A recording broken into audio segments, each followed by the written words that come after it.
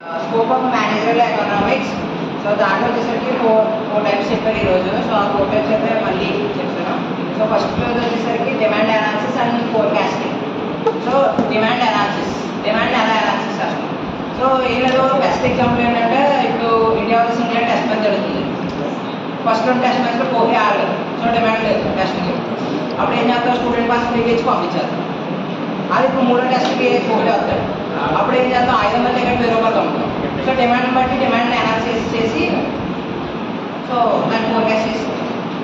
Next second pricing and competitive strategy.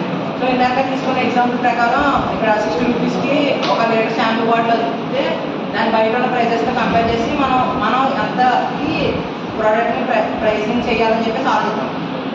దీన్నే ఇంకోలాగా ఎలాగంటే ఇప్పుడు లీటర్ షాంపూ బాటిల్ 60 రూపాయలు అమ్మే బదులు 5 ml 2 రూపీస్కి అమ్ముకుని 200 అంటే 1000 ml కాబట్టి 200 రూపాయలు వస్తాయి.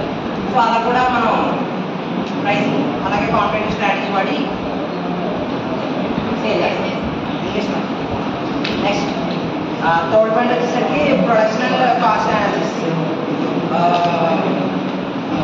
ప్రొడక్షన్ అండ్ కాస్ట్ అనాలిసిస్ అనేది కూడా డిమాండ్ మీద బేస్ అయ్యి ఉంటుంది.